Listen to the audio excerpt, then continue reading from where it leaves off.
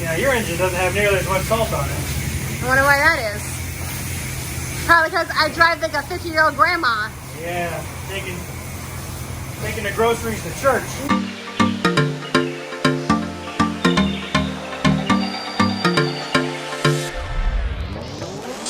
Hey guys, welcome back to Professional Weekenders YouTube channel. Today we're in Bradenton, Florida. We just got our jet skis out of the saltwater, had an amazing day out in the Gulf, and we are going to show you how to clean them like a pro. So if you want to know how to clean your jet skis and make sure that they stay in tip-top quality for as long as possible, then stick around because you're in the right place. So let's go. All right, guys, like Lewis said, it's a bright sun. We have very distinct jobs whenever we come here to clean out the jet skis. My job is to ensure that the lovely machine is constantly fed and that I'm giving this guy plenty of support. I do all the washing. Are you watching me or are you watching yourself? I watch you. All right, so here's the steps. So here's the steps we're gonna go through to get these jet skis sparkling clean. The main thing is they've been in the salt water all day, so soap is your friend. Soap helps clean the salt off. Yep. Soap. Okay. All right, so we're gonna start off with the high pressure soap. Yep. You can start off with the soak. Pre-soak. I think that those are rip-offs. I think they're just trying to get you to spend more money. Okay. Start with the soap. It's got water in it.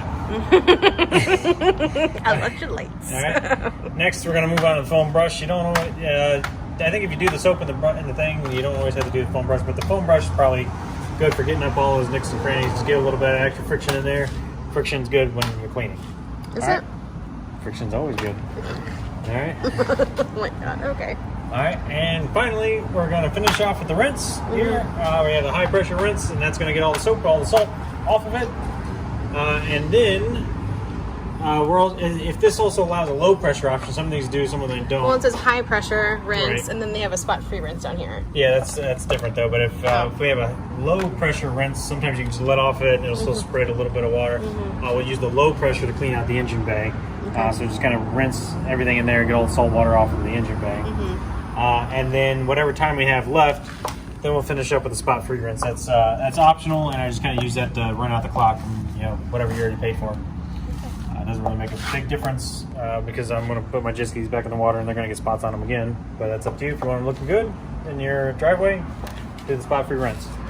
All right, that's it for jet skis. There's also going to be a second part when we get done with here, where we have to do at home because this car wash that we stopped at is car wash. It's not a boat wash, so we do not have the ability to rinse out the engines here, which is kind of a bummer. So we'll have to do that at home in the driveway, and then also too will be just soaping up any extra water that still resides when we get home and get these things put away. Don't put them away wet. Yep. All right. All right. Cool. Now, step number one. Now that we parked this behemoth, is to get everything out of the bed of the truck that needs to be cleaned. We're talking. Do have some ropes that we use, the anchors. We have the sand shark anchors. They're made of aluminum, so they're really fine. But instead, keep them in good shape. Best is to give them a spray, get some of that salt water off them, and also like to lube those up when we're at home as well. And our life vest. Life vest. Yeah, we're gonna spray down the life vest. Shoes. We used water shoes. Yeah. And I'll do it. So now I'm typically the quarterback, meaning I stands there and gets the quarters back. Exactly. I stand there and I am responsible for the quarters. But this one has a what do you call that? A credit card machine. I didn't put your credit. Don't worry, I didn't broadcast your credit card. Has a credit card machine, so we'll use that there. So I get to be responsible for the Amex. All right. So we have it set to soap, high pressure soap, and I'm gonna give it a swipe. And you guys can't see this. 4 minutes. Hurry up. And there we go.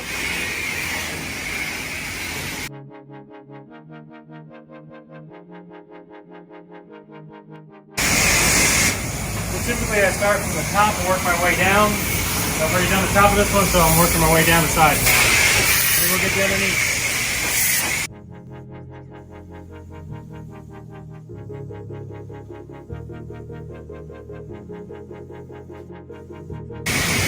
And the truck was in the water, get the wheels and undercarriage in.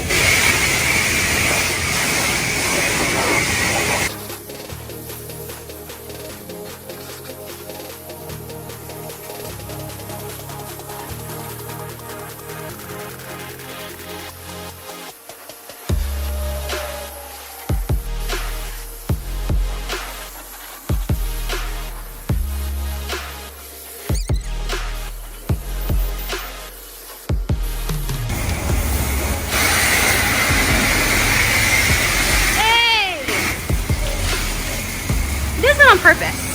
We're gonna get all the salt water out of the foot well.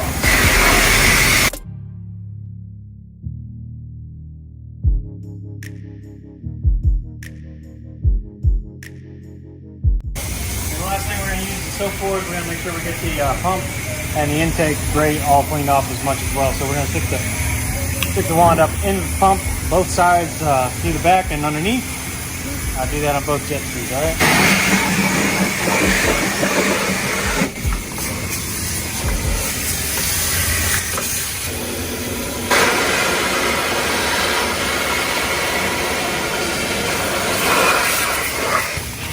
Make sure you get all the way down there to the intake grate.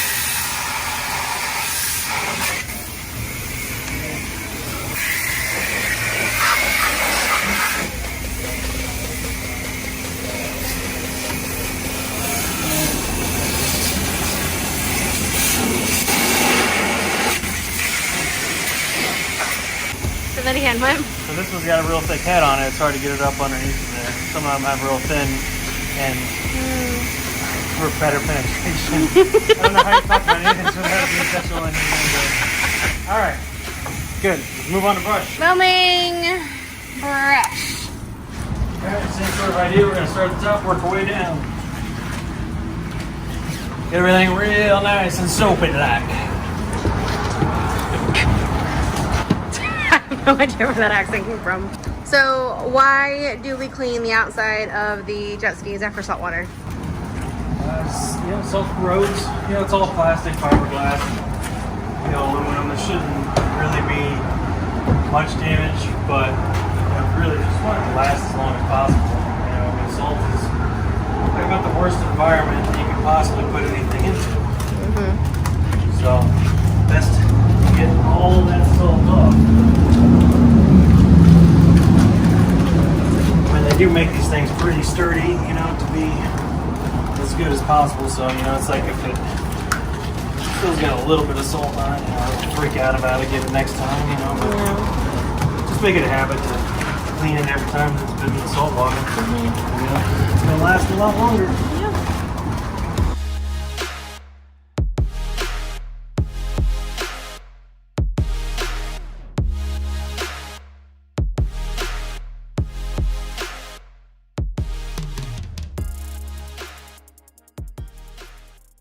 Places pay attention to around the seat tends to trap a lot of salt water. Oh, bro! The footwells, obviously, there's going to be water building up in there. And under the rub rails.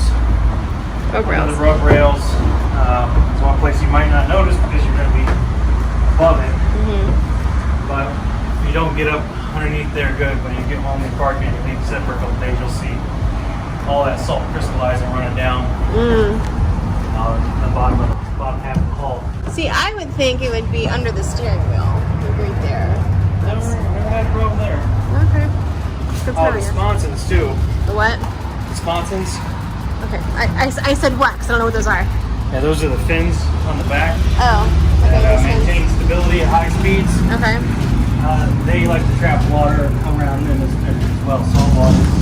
And oftentimes you see salt crystals forming there. Anything on the trailer you typically hit with the soap? Yeah, so the majority of the trailer is aluminum, so it's going to fare pretty well.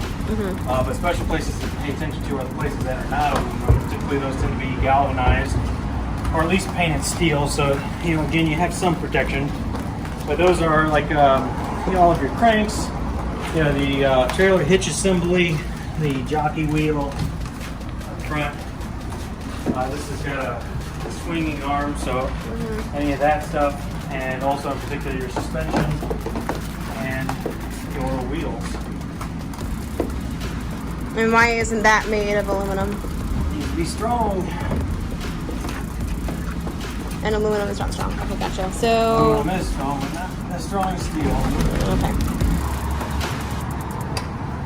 And Lewis just mentioned, make sure you guys check the ratchet straps because sometimes things can settle and shift, especially after you've been driving for a few minutes. So, pro tip, check your ratchet straps. Okay, we're gonna go to rinse right here, high pressure rinse. High pressure rinse. All right, here we go.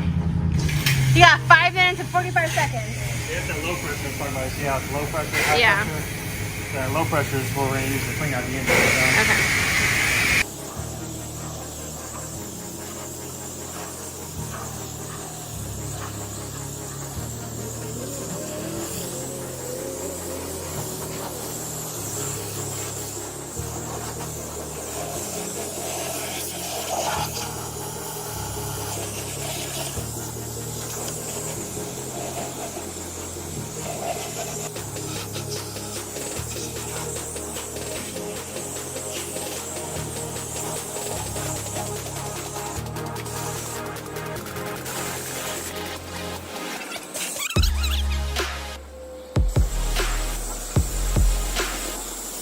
Alright, so now we're going to move on to the final important step, and that is removing the seats. And we're going to give the engine bay. Take a look down here. You see all this white stuff that's on the top of the engine? Yep. That's salt. So, that's why it's a good idea to rinse off your engine. You want to do this with low pressure. Low pressure. Not high pressure. You don't want to damage any electronics or anything that are in here. And high pressure can cause that water to work itself in places it's not meant to be. But these engines are marine engines. They're intended to get wet. So don't be too concerned about getting water all over the place. Yeah, your engine doesn't have nearly as much salt on it. I wonder why that is. Probably because I drive like a 50-year-old grandma. Yeah, taking the groceries to church.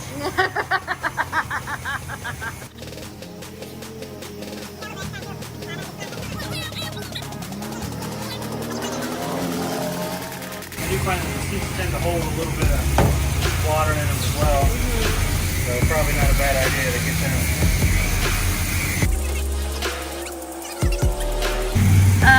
Low pressure spot free rinse. Here we go. This is going to make it shine, make it nice. Get rid of some of those hard water stains. So, not necessary, but it does make a little bit of difference if you want it to look pretty. Hard water's not going to damage anything. Alright guys, but Lewis is still working on the spot free rinse. So we forgot one last thing that we do is we actually drive the jet skis home without the seats on. Lewis has the theory that it helps dry the engine compartments and it's less water for us to clean out whenever we get home. So typically what we do is we lay our beach towels down in the bed of the truck and then we just park those seats right on top of them.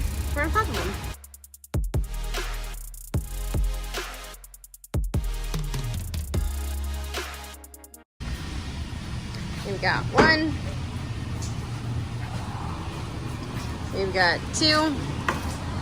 Because Lewis's jet ski has 2 seats. Mine only has 1 long boy. He's got 2 short boys. Typically the next part of the process is we load everything back into the truck and we head on back home to Tampa. So once you get home, there's a few things to do there. So we will cut to that right here. Alright guys, so we made it back to Tampa. We are home. We are in the process of cleaning up the inside of the jet skis, and Lewis is going to tell you more about that. Okay, so we just got home, and like we mentioned at the boat, in the car wash place, they did not have a boat wash. So this is what we use to clean out the motors of our jet ski. This is salt off. Basically just make sure that you get all the salt out of the inside of the engine. Nice thing about Sea Doos is that they don't actually run the seawater through the engine like Yamahas or Kawasaki's do. So that's one of the big reasons why I went with Sea Doo. They have an internal cooling system similar to what you have in your car with using antifreeze. But they do still suck up salt water and use that to cool the exhaust system. So even though the exhaust again is made out of aluminum, it should mostly be fine, but it's always a good idea to well, you should rinse it every time you get it out of the salt water, and recommend this stuff to make sure that we get all the salt out. So this comes with a little pre-mix cup when you order it online, and basically just hook this up to the inlet of the jet ski. You want to start the jet ski first, never turn the water on first. It's always jet ski first, water on, and then you want to turn the water off and then turn the jet ski off. The idea is the water should never be running to the engine while the engine is off. Otherwise that water can the pressure can go back up the exhaust and into your engine, and then you get issues. You can hydrolock your engine, so not good. All right, so we're gonna pour this in here. A lot of people say that this is kind of similar to like a soap, like maybe Dawn. So some people do use that. I'm not sure I recommend it, but some people do. So if you do that, that's up to you. Tie that on there. We're gonna start with water only initially. Yep. Okay. And just so you know too, this is an extra bit that I added. That's a quick release. It's good for these Sea Doos. The problem we had once before was with Christine's, the 2017. The older style, the water inlet is not bolted in. It's just on there with a nut, and so it can if that nut comes loose, it can free spin. And at one point hers came loose and it was a nightmare trying to get the hose off of it. So now we use the quick connect. Highly recommend that, particularly on the older skis. If you have the newer skis like this, you can see the 2020s and up, they bolt in separately. So they have 2 bolts there, so that thing's not going to spin. But on the older style here, you see this, there's no bolts holding that in, and so there's just a nut on the other side, and that can spin, and then you'll never get the hose off. Since the water on the hose is not on yet, what I'm going to do is I'm going to go ahead and set the water here to on. I'm going to attach it, and then we'll start the jet ski and then run over the hose and start the water at the spigot. Now, like I mentioned, you don't want to run the water without the jet ski running. However, you don't want to run the jet ski without the water for very long. So gotta be quick. Yep. All right, so he's gonna turn his on. Turn it.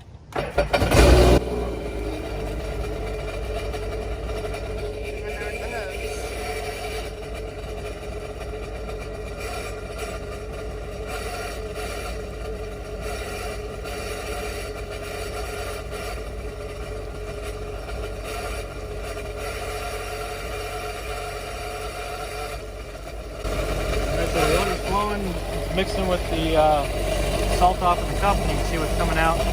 Very kind of, all the suds, very soap-like. We're gonna let that run for a couple minutes. Oh well, not too long. I think generally you want to keep these things probably under 2 minutes. But we're gonna let it run until the cup kind of starts clearing out. What's in the cup? You can see right now how it's like a mixture. It'll clear out when it's down with some water, and we want to make sure we get all the rest of the soap bubbles out. And then that'll be it. All right, so you can see that this is starting to run clear here. It's been on for a while, so we're going to switch it back over to just water only, just to get the rest of the soap that's in there out, the rest of the salt off. So when you stop seeing bubbles come out of the jet assembly there, and that's how you know it's done. And you see already it's showing up on the ground, it's getting a lot fewer bubbles. It's nearly done. Yep. One last thing, I have to give it a little bit of an extra.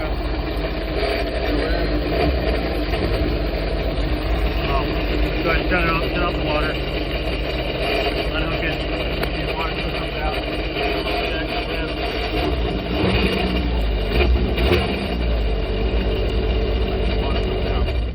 And that's it. That's one done. Okay, then repeat on number 2. Yep. All right, so the trailer is off the hitch. Is that correct? Okay. Yeah, so the trailer's off the hitch. There's a couple different ways you can go about this. Okay.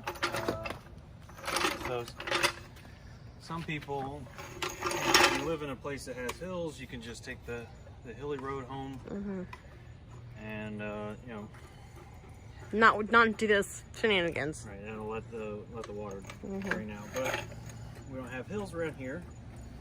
Another option is you could just lift the trailer up. No, thank you. Yeah, the trailer, each jet ski is 800 pounds. The trailers are more than that, so tongue weight should be 10 to 15% of the trailer. So you're talking about 200 to 300 pounds lifting that up. Now I could, it's not my favorite thing to do. Work smarter, not harder. You can see all the water draining out the back there already as I jack this thing up. So we jack it up.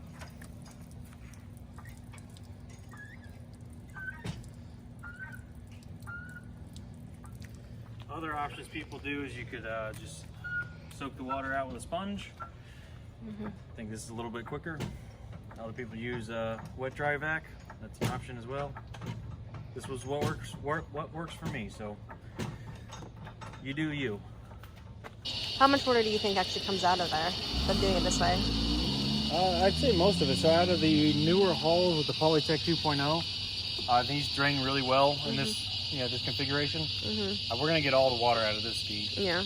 Yours, on the other hand, the older style with the fiberglass hulls do not drain nearly as well, and we are gonna still have to get some of it out with a sponge. So probably get 75% of the water out of the fiberglass hull using this method. With gravity. Okay. Yep. Cool. All right, so now we're ready to let it down off the jack. It should slide back and away from the vehicle. So. All right. Good job. All right, guys. So Lewis is backing into the trailer, or in the trailer into the garage, and yeah, now we're going to do my part of clearance. Yep. But as far as cleaning the actual jet skis, next up is getting rid of any water that remains. So on the drive home, I know that there's still some water that always gets left in the footwell, so we'll get that soaked up with a sponge. For the older model with the fiberglass hull, we'll sponge underneath the engine near the rear by the drive shaft and get that cleaned up. And then it's some Sea Doo lube, and it should be it. Cool. All right, so let's get it done. And this is my job. I take the bucket with the rags and I put them here to soak up the water. Now Lewis says he can get this done in about two to 4 rags. I, on the other hand, because I have small lady hands, and he doesn't have, and he has really strong man hands, takes me a little bit longer. Right? Right. So here's your drive shaft that's coming off the engine. You can see right underneath of it, down here where my finger's pointing, there's a puddle. And that extends up underneath the engine. So what you want to do is get these rags or a sponge or something and stuff it up under there. There's a little gully where the water collects, and that's where you need to get all that water out.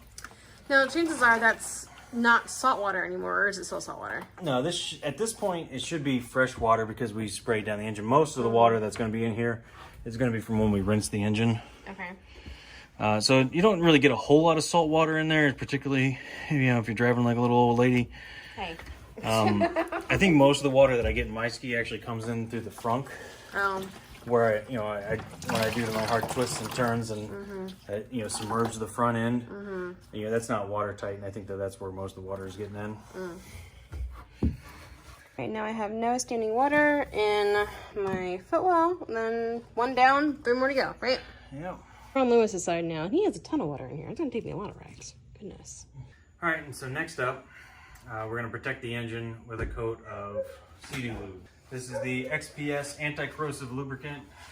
It's the same stuff that XPS is what they recommend for all the BRP brands. Yamaha have the Yamaha lube. It's just the nickname for it. There's a couple other third-party brands as well. I'm not too familiar with. I just typically always go with the manufacturer recommended one. But it is similar to WD-40, but not exactly. So I do not recommend you do use WD-40 on your engine because WD-40 is not safe for plastics or rubbers. So this, however, is approved to go on your engine. So what we're gonna do is we're gonna spray this down everywhere on the engine, and that's gonna displace any other water that may be hanging about and protect the whole thing from corroding. Now, with that being said, on the newer hulls, regardless of if you got the Polytech 2.0 or if you got one of the fiberglass from an RXPX or something like that, Sea Doo's new thing is adding this plate. This is one of the things I do not enjoy about the new hulls. I like about 90% of what's going on with the new hulls. This is not one of them. Makes no sense to me. But what we're gonna do here is we're gonna start by extending the link system so that way we won't lose it. We're gonna take this off. This is where your ski pole would mount if you were doing some towing sports. And basically there are 13 of these star bit screws, Torx bit. But anyway, so we're gonna take off all 13 of these.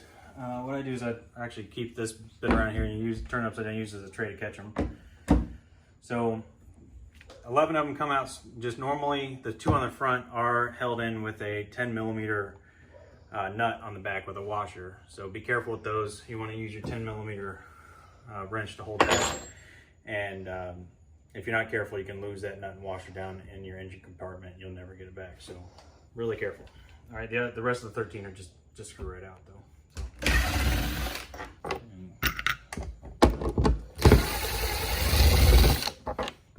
So those 11 are out. If you stick your 10 millimeter wrench down there, you'll feel it. It's not hard to find. So just be careful. You want to catch it when it comes off.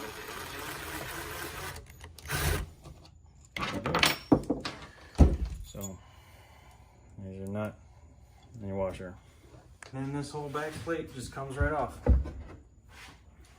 Now the reason that we do all this, like I said, is so that way now we have so much more room for activities, like spraying Sea Doo lube. The manufacturer does recommend that you spray this, I believe it says once a month in the owner's manual, but I just do it every time that we ride in salt water to be on the safe side. And you don't want that salt sitting around in your engine compartment. So there's not a whole lot of technique to this. Like I said, it is safe for your plastics and rubbers, but it is, however, not safe for your paint, so try not to get it on the exterior of your hull. And then beyond that, pretty much spray everything that's metal. You want to pay special attention to your engine mounts. There are 3 of them, 2 in the back and 1 in the front. Can you point those out? Yeah, if you can see them with the camera, right here where my finger is one on the back. Here's another one. Can't see that one. Okay. And then the third one is up front here in the center, right straight down there. Okay, like that white nut, that that bolt that's down there. Thing, yeah. Yep. So those engine mounts are really important. And you also want to check them every time that you're in here as well. Just make sure you don't have any cracks or anything with them from jumping waves. You should be fine. But you know, contrary to popular belief, jet skis are not, you know, no matter what brand it is, they're not meant to really be out of the water and come crashing back down, and that can damage your engine mounts. And that's where you run into these issues with, I mean, we've all heard the terms, right? Sink due from the carbon seal failure. I do think that the newer ones are better than they used to be, but however, that's tends to be some of the issues. It's usually improper maintenance from either running it while it's out of the water with no water hooked up to it, or letting it run too long with the water hooked up to it. That's going to burn up that carbon seal, or also just being too rough on it and, you know, ramping off of waves and come crashing down. I mean, this engine's heavy. It weighs a couple 100 pounds, and, you know, objects in motion, right? So you know, those engine mounts do have rubber grommets on them and everything. It's meant to withstand some of that, but, you know, I wouldn't go too crazy with it.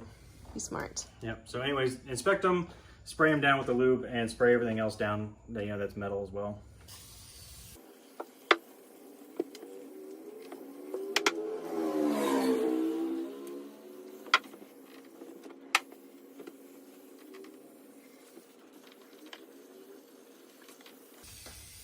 How much Sea Doo lube do you use in one go? There's not a proper amount, but I tend to think that in this case, less is not more, more is more. Use more. Okay. All right, so we're gonna do the same thing to the other engine. Good thing about this one is once the seat comes off, you have full access to the engine. They are roughly the same engine. I think there's only been a couple updates between one to the other, but they look exactly the same to me. All right, guys, and the last thing that we do here whenever we get these skis out of the water is we wanna make sure that we get all the rest of that water out. Last thing here is we add a fan to ours. Get them facing down, and that will blow all that, you know, humid air around and hopefully evaporate some of it. Evaporate it, yeah. So I'll leave this running for a few days. We'll leave them turned on, and then all you gotta do is plug them in. And that's that. yeah, good place to plug them in is if, you have a garage door opener. There's usually a plug there. And even though we don't have a garage door opener here, you still would have one extra outlet anyways. So, there you go. All right, guys, so here's your pro tips for cleaning your jet skis like a professional weekender. I would say number one is don't forget to spray down the engine bay. Make sure you get any of that salt off. It's really good just to make sure you get that cleaned off, but use low pressure. And once you're done with that, make sure you use the Sea Doo lube to get any of that water displaced from the engine. And I would say number two is you can jack the trailer up to get some of that water from the engine bay out. You know, and that works really well. So you can also use a sponge, or you can use a shop vac, whatever you're most comfortable with. And number three is I do like the idea of putting the fans on at the end. I think one thing we didn't show was I also open up the front and open up all the compartments and let all the air blow through there, and just that's going to get all that moisture out and prevent any kind of mold or mildew smell and anything that may be left in there as well. All right, and that'll do it for us. So please like, comment, and subscribe, and we'll see you next weekend.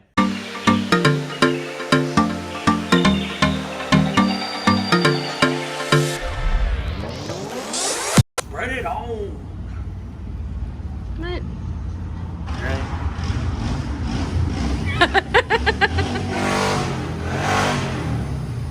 So cool, bro. You're so cool. All right, guys, so here's your pro tips for cleaning your jet skis like a professional weekender. Like a professional. Well, we're not touching. Wow, okay. Professional weekender, yeah. Okay. I can't even remember the damn channel sometimes. He's got a motorcycle, in case you didn't know. All right, guys, so here's your pro tips for cleaning your jet skis like a weekend professional. We're professional weekenders. Okay. We're tired. Yeah. Wait for it. He's not done yet. He's going, wow! Watch your head. Watch your head. Yeah.